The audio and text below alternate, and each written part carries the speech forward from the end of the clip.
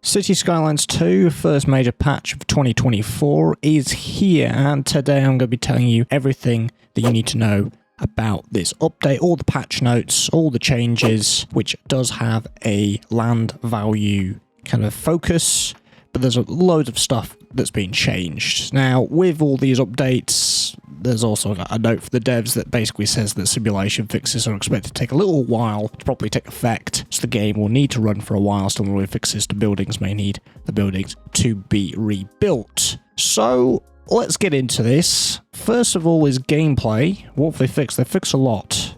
So they fixed a crash to desktop when selecting moving in household. They've also fixed a crash to desktop when modifying road with pedestrian path connected in a specific way, and a third crash to desktop after modifying roads with a citizen group at a specific stat. They've fixed the velocity map not loading properly when starting the game paused. They've fixed the resource availability system, causing some wrong data when loading the game. They've done a fix for some industrial material taxes may randomly start charging money in the opposite way that it is set. They've also fixed warehouses not leveling up and a potential error during saving process related to XP. They've also fixed an issue where building extra incinerator furnace upgrades to incinerator plant would cause the incinerator plant to produce less electricity. They've also fixed the coverage of the city services buildings exclusive for the pedestrians is not affected part of the one-way roads. They've also fixed the maintenance vehicles getting stuck, and also the trade and ship vehicle selected info panel not labelled with the correct destination name. They've also fixed objects with stacked parts, so cranes and pillars missing collision in some cases, and more fixes for forgotten dogs. And they've also fixed some photo cinematic camera properties missing localization, and they have also fixed one of everything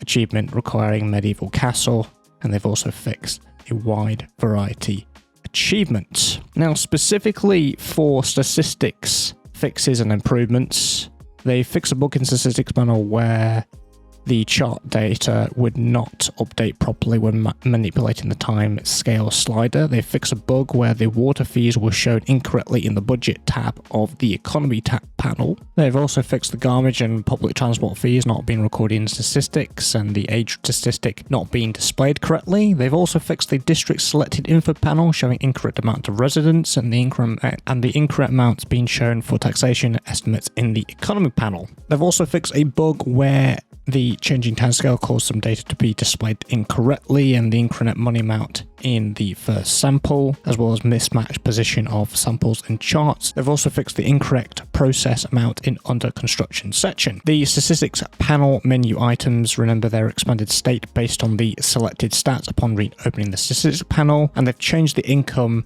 and hidden taxable income statistic type from point to daily, shows the cumulative amount for the past day. You can also hide households in selected info panel and household sidebar until they move in, and they've added an extra data point outside the visible range and used it to interpolate the position of the first point in the chart, thus avoiding gaps and visual stutters. Fixes half of the chart being used only. They've made data points clamped to the chart area. This is to avoid line extending outside of the chart, and they've deleted the budget group since it's not needed and moved income and expense groups directly in finances to category. They've also had the money statistic from the panel when playing with unlimited money option, and they've reorganized the statistics menu in its entirety. As for those land value improvements, well, the land value will be affected by ground pollution. The ground pollution will firstly slowly reduce the land value increasing, and when the pollution gets worse, it will start to decrease that land value. And the land value won't decrease to zero even with heavily polluted land, and the land value will increase according to the industrial company's profitability value.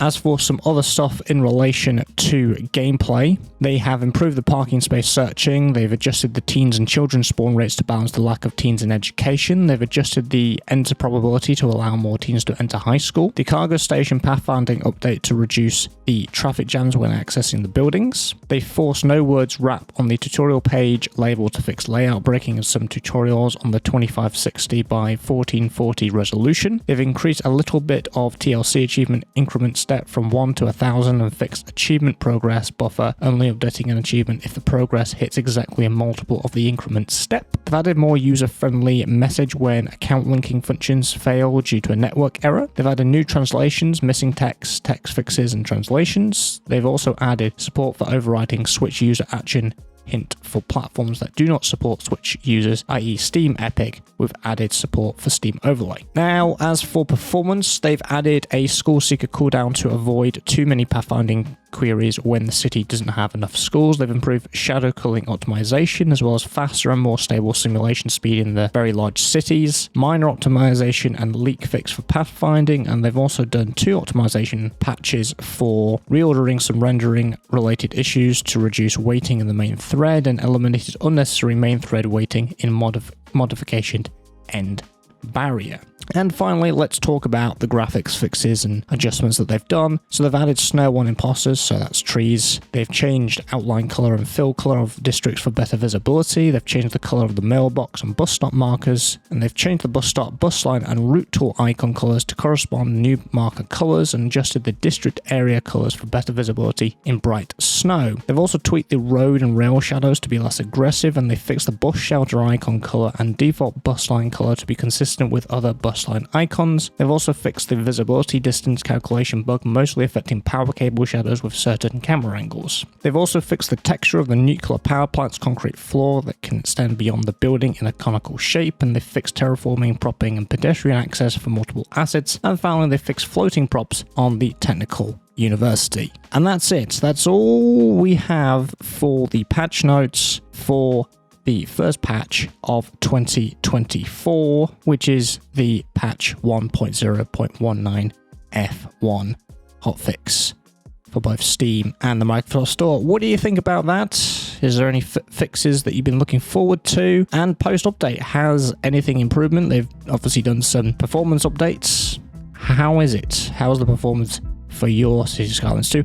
Let me know in the comments below.